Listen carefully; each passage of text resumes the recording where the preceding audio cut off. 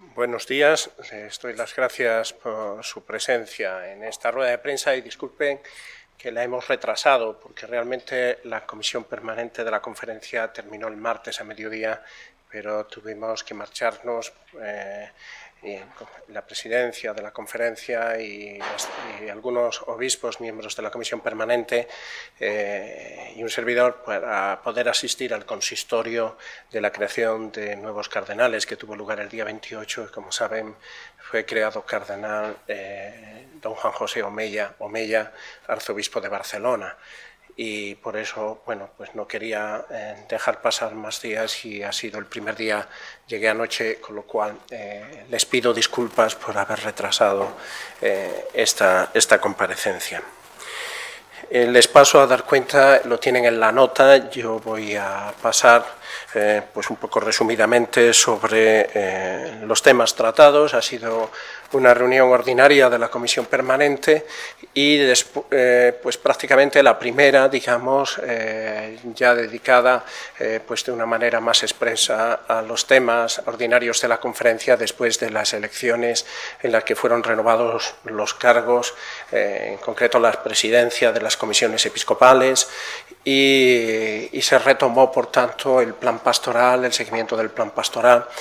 Y hubo, bueno, pues especialmente 3 puntos en los que se trabajó más: una ponencia de don César Franco, obispo de Segovia y presidente de la Comisión Episcopal de Enseñanza y Catequesis, que, como saben, estamos al compás de los trabajos que está habiendo a nivel del Gobierno y del Congreso y el Senado con la elaboración o conversaciones en torno al llamado pacto escolar.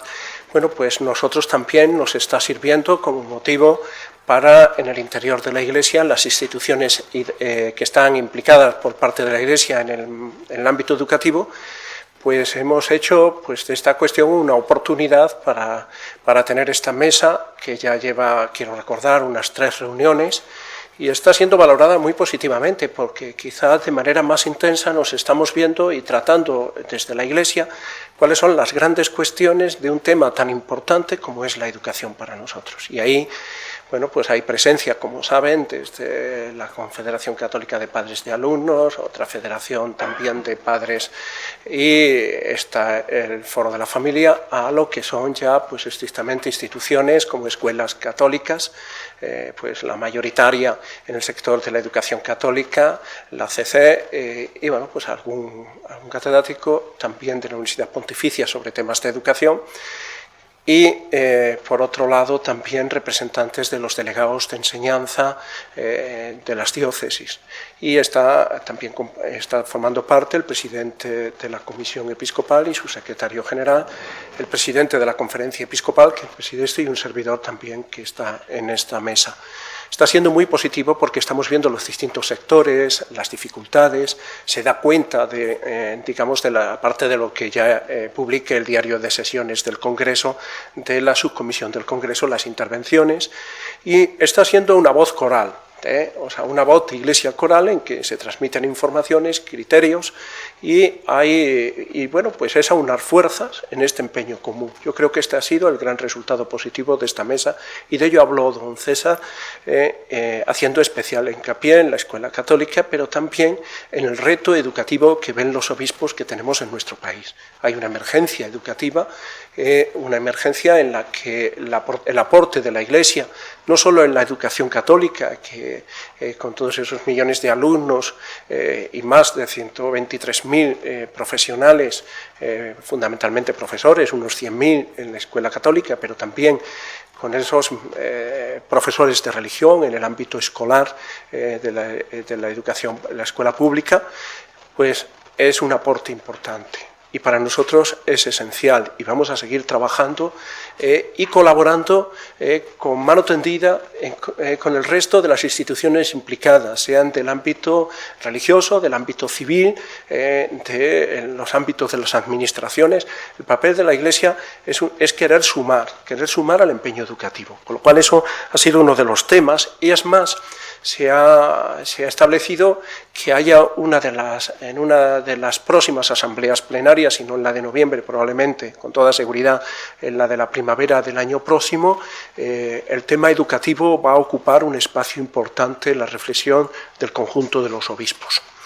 También se ha trabajado sobre la cuestión del apostolado seglar. Retomando el plan pastoral, ya ha habido un año de la vida consagrada, fundamentalmente en lo que se refiere a la vida religiosa, y ahora la mirada se dirige, ha habido reflexión y sigue abierta sobre la situación del clero. Ahora lo que se refiere, y queremos poner especialmente el foco de reflexión, es sobre la realidad del apostolado seglar en España, la visibilidad de este apostolado seglar, que es la inmensa mayoría de los católicos, en distintas realidades, desde el ámbito asociativo, digamos, más vinculado a la Conferencia Episcopal Española, como es el de la Acción Católica General, que está empeñada la Conferencia Episcopal, los obispos, en su difusión, en su arraigo, como en las parroquias, y tendrán un encuentro en Santiago de Compostela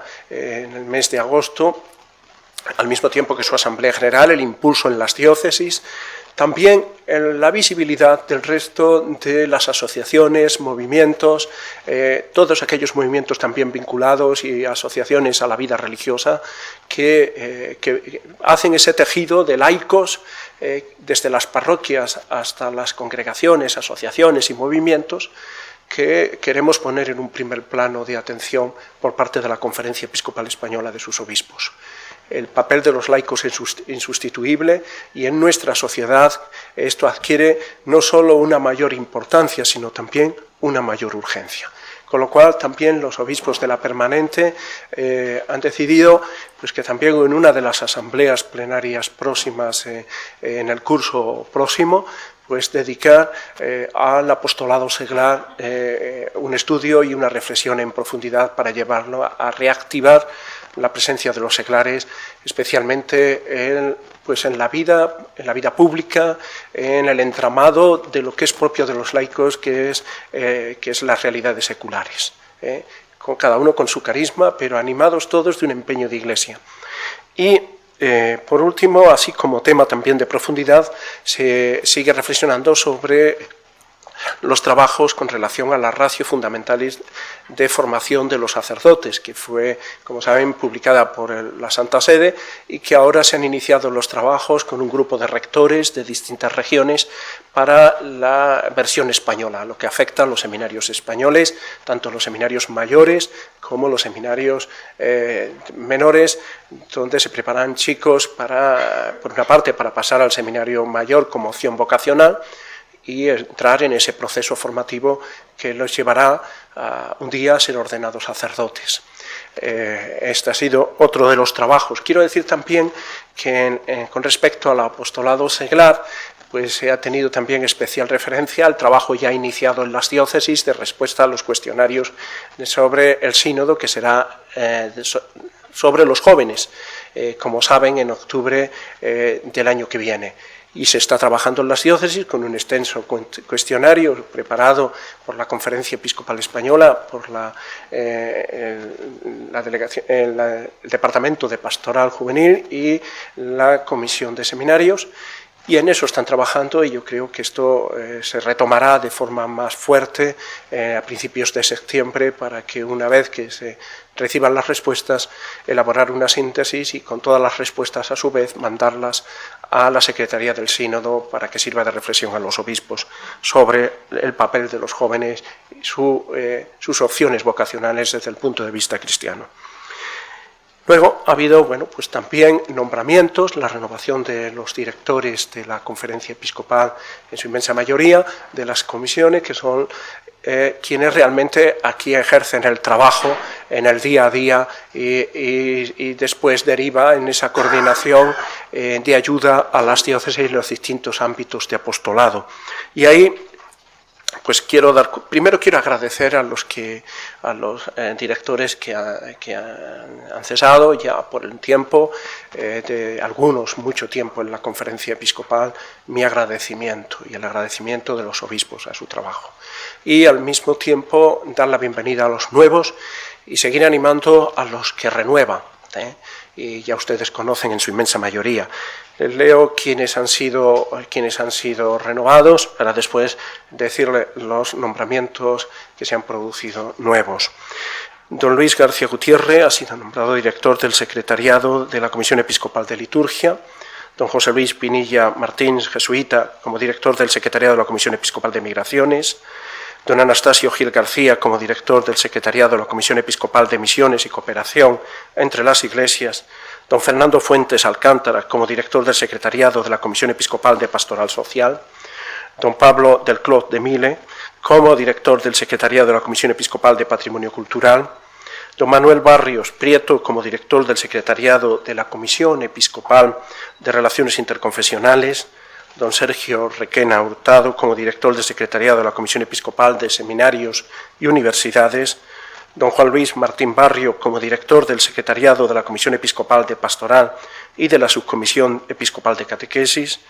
Don José Gabriel Vera Beorlegui, como director del Secretariado de la Comisión Episcopal de Medios de Comunicación Social. Sigue de director de la Oficina de Información, porque eso no va unido a periodos, sino permanece de forma indefinida. Don José Miguel García Pérez, como director de la Comisión Episcopal de Enseñanza y Catequesis. Doña Lourdes Grosso García Idente, misionera Idente, como directora del Secretariado de la Comisión Episcopal para la Vida Consagrada. Han sido nombrados como nuevos directores de secretariado por parte de las siguientes comisiones: don Juan Carlos Mateos González, sacerdote de la Archidiócesis de Toledo, director del Secretariado de la Comisión Episcopal del Clero, y don Jesús Pulido Arriero, sacerdote de la Hermandad de Sacerdotes Operarios Diocesanos, como director del Secretariado de la Comisión Episcopal para la Doctrina de la Fe. Y otros nombramientos, pues destaco el de Monseñor José Ángel Sainz Menese, obispo de Terrassa, como conciliario nacional del Movimiento de Cursillos de Cristiandad de España. Don Enrique Alarcón García, laico de la Diócesis de Albacete, como presidente de Frater, de la Fraternidad Cristiana de Personas con Discapacidad. Don José Moreno Losada, tienen ahí ya la lista como director conciliario de Profesionales Cristianos, y tiene ahí luego ya la lista, por no hacerme largo, la tienen ustedes el resto de los nombramientos. Y paso a ponerme a disposición de ustedes las preguntas que quieran hacerme. Sí, allí está.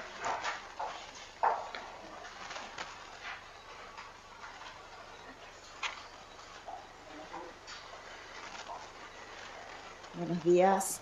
Bien.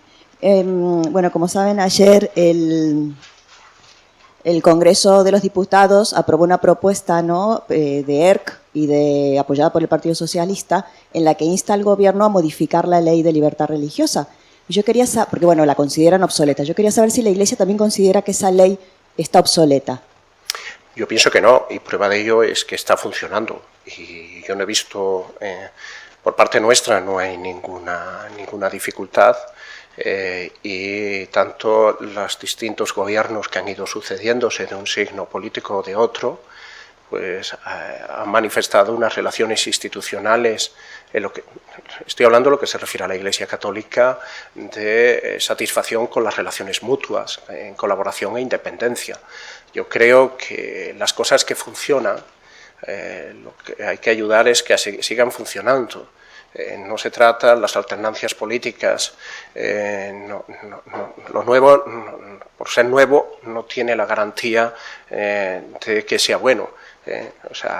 Y yo creo por nuestra parte, pero no es una decisión que digamos que tenga que tomar la Iglesia, son los poderes políticos, y desde esa independencia yo también tengo que respetar las decisiones de un Parlamento. Lo que sí le digo, o las decisiones políticas, lo que sí le reitero, es que por parte de la Iglesia estamos con absoluta satisfacción en el desarrollo de esta ley que viene casi desde los inicios de nuestra vida democrática, que ahora estamos celebrando todo ese periodo de la transición. Yo creo que es una buena ley y se ha ido adaptando a los tiempos, pero bueno, no es decisión nuestra. Más preguntas.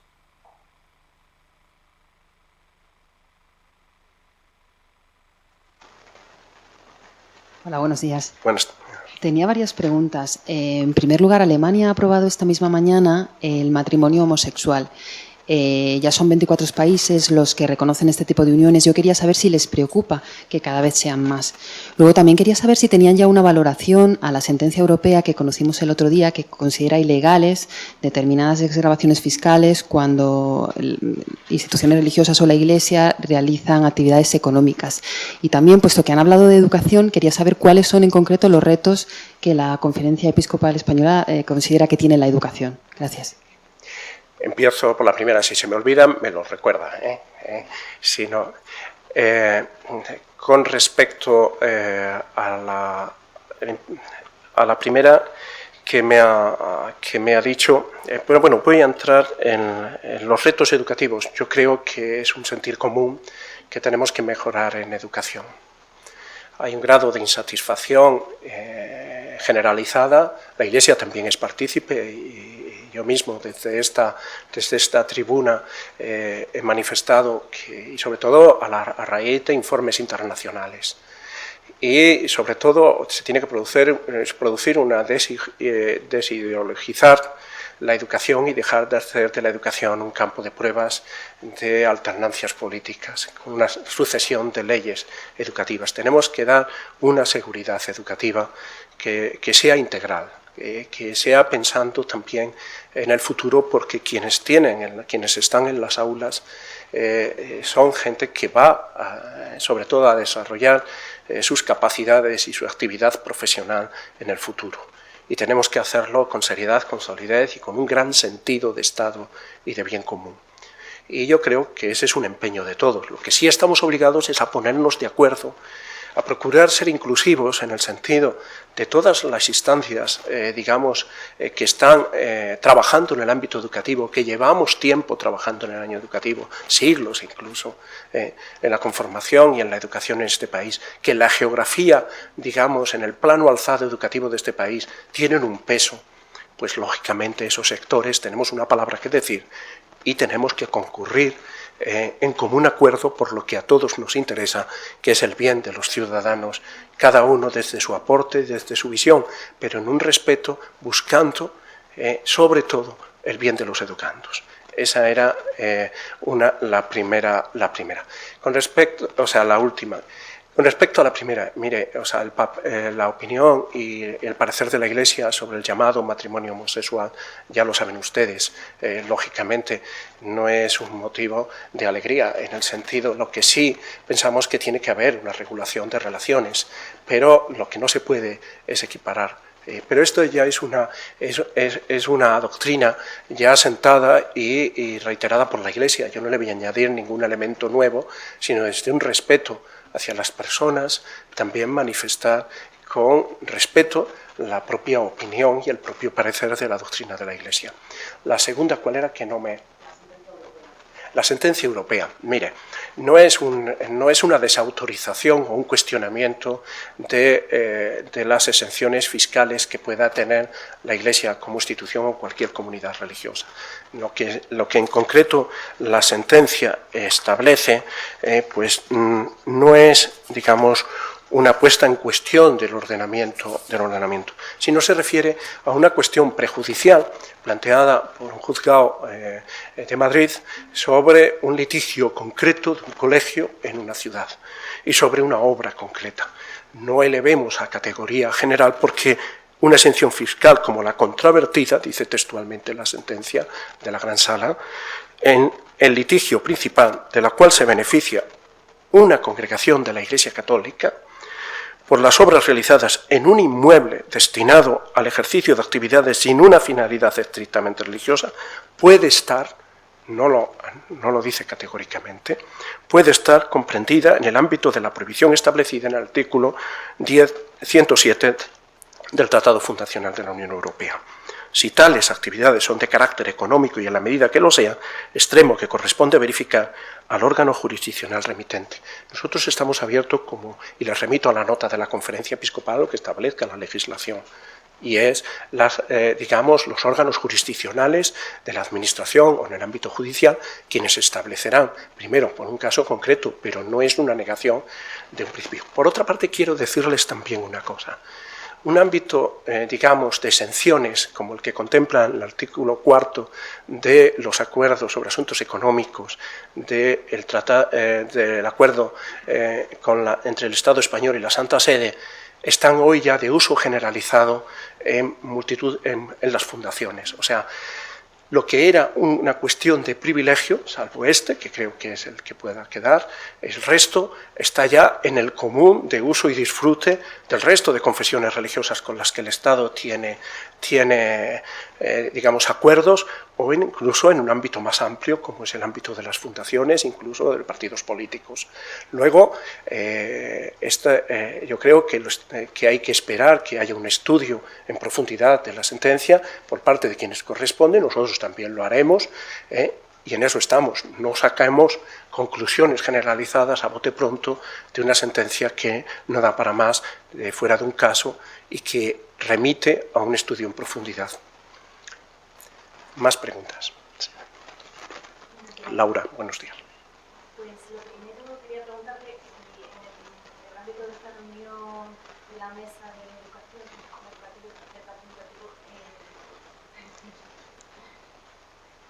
si en el ámbito de la mesa del pacto educativo también han tenido alguna reunión más con el Ministerio de Educación.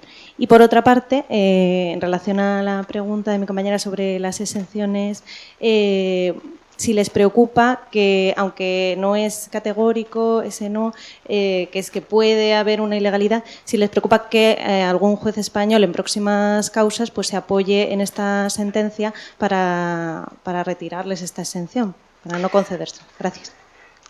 Con respecto a nosotros tenemos que mirar por una parte a lo pactado, que lógicamente ya ha quedado reducido a mínimos en ese sentido de exenciones, porque ya son de referencias de leyes de marco más general, como les he dicho, y de disfrute, sobre todo teniendo en cuenta de que desde la visión, en concreto en lo que se refiere al hecho religioso, que ampara nuestra Constitución de aconfesionalidad, es de colaboración y acuerdos con las confesiones religiosas, y dice especialmente con la Iglesia Católica.